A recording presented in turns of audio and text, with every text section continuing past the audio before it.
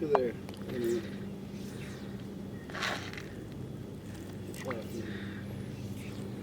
We'll place it at the end of the dock. Hi, I'm Jeff White, and this beautiful day, despite COVID-19 and the COVID-19 hair, I sure would like a haircut. I wanted to come out with my fly rod, and I am not the world's greatest caster, but I enjoy it. And I wanted to do a little video memory of a great friend of this community. He's a renowned fisherman, sportsman, and a world-renowned fly rod builder, Dr. Reverend Jim. His first name was James, of course, but we called him Jim Beasley. He just recently passed away at the age of 81. He's going to be greatly missed. And he actually gifted this fly rod to me. He did not build this one, and I wish I could afford one that he had built. They were in the thousands of dollars.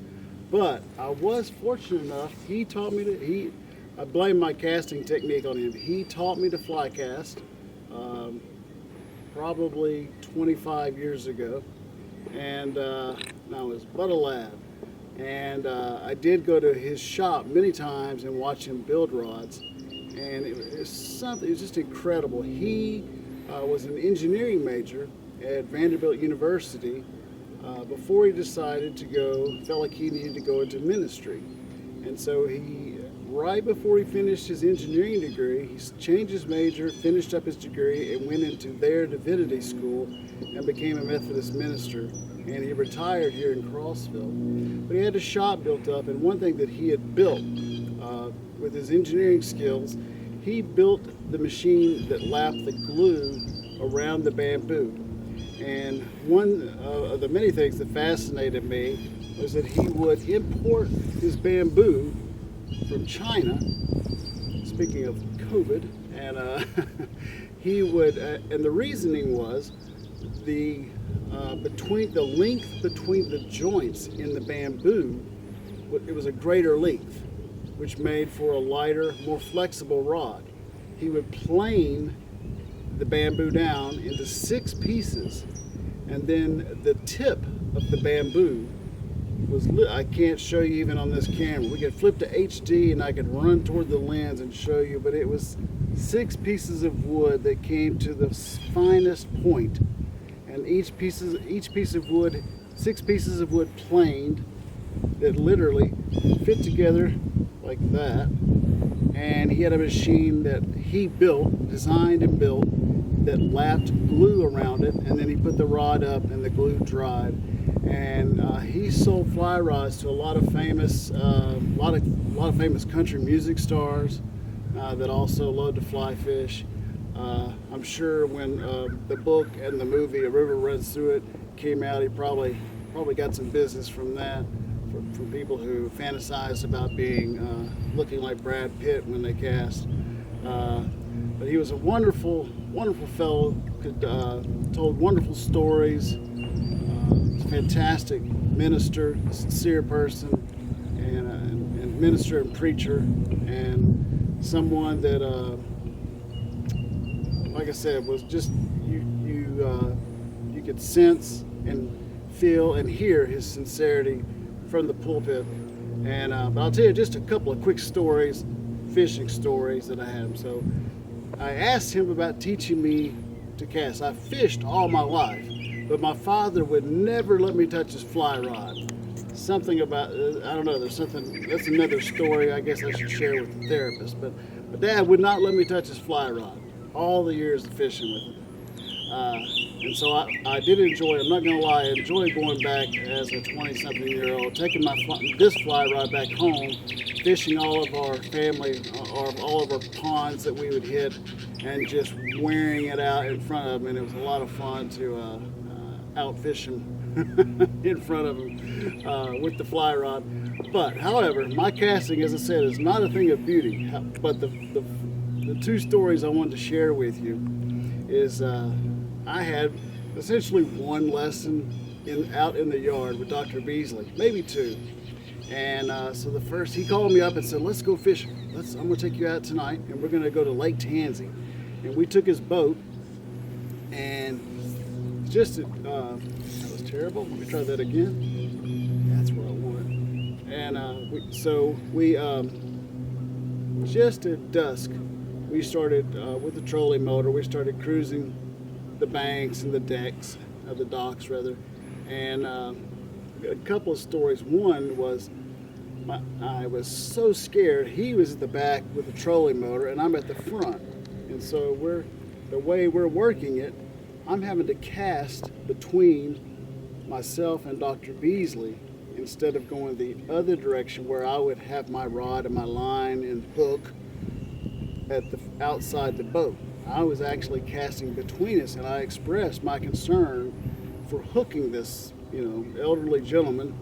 And he said, he assured me to not worry about it. And so I assured him I was worried about it. At any rate, we fished, and we were both catching our share of bluegill, and they're a lot of fun. That's what I love about fly fishing, that an angry bluegill on a fly rod can feel like the great white in Jaws. It's just so much fun just to get an angry bluegill, especially this time of year, coming off its bed and just smacking that fly almost out of meanness more than hunger, I suppose. But at any rate, you know how you want the line to unroll and then the leader to extend, and then you want that bug to land on the water naturally. So as they call it, presenting the fly. And I cast my line, and it just smacked the water. And as soon as it smacked the water, my face went red, but as soon as it smacked the water, a bluegill just popped that bug. And so I'm cranking in this bluegill, and I look back at Dr. Beasley, and he smiled. He didn't smile. I looked back at him and smiled, and he just said, you didn't deserve to catch that fish. Talking about my casting technique, and I was like, I may not have deserved it, but I did catch it. And the other time, and he was very serious. It was so funny because he was so serious all the time. It's one thing he was a hoot to be around, even though he was an incredibly serious and intellectual person. We'd go on the docks, and we were near one dock, and like I said, it's dusk, and he kept saying, put it right at the corner of the dock. And I would try, and I would cast, and I might hit it here. He'd say, no, son, the corner of the dock. I'd cast again. I might get about here. And finally, he just said, hand me your rod. He cast the fly, and I kid you not, the fly, when it unfurled, it landed right here at the tip of the dock, never touched wood, hit the water, and as soon as it hit the water, no sooner, it had barely enough time to get wet, this big fat bluegill, and he was handing it back to me, this big fat bluegill just nails it, and I got to crank it in. And he was not happy with the fact that he had made this perfect cast where he'd been telling me, and of course, as he handed it back to me, kapow! There's that just fantastic bluegill. And I could tell you so many fishing stories that I had enjoyed with him, fishing not only Lake Tansy, ponds and streams, and he's going to be greatly missed. I know I'm thankful that there are a lot of, like I said, I'm thankful that a lot of folks that I know and names that you would know that I won't list, country music stars and people of notoriety purchased his fly rods. The Tennessean, when newspapers were still very popular, and especially the Sunday paper was really nice and thick, and you could spend a wonderful afternoon reading the Sunday paper. They did a big story that I saved, I still have, all about him and his craft of building the fly rods, and he did mention a few folks that had purchased them and how long it took. And I can remember, like I said, the bamboo from China being in his workspace, in the rafters, I guess you'd call it, drying out. And he did so many wonderful things. In addition, and of course he also tied flies and things of that nature. But the fly rods themselves were beyond world class. And just like him, he was a world class gentleman and scholar, and he's going to be greatly missed, and except by fish. They're the only creatures that won't miss him. Fish probably feared him worse than sinners in his church. But he was a fantastic fellow, and we're going to miss him and his craft and his intellect and his sincerity and just the example he set for all of us to be kind and to be neighborly. And hope you all are enjoying this beautiful day. I'm going to just save this for myself as a memory of Dr. Jim Beasley, and I hope everyone's staying healthy, and I hope today that you're outside and able to get some natural vitamin D and get outdoors. Always get outdoors. We live in such a beautiful area on the plateau.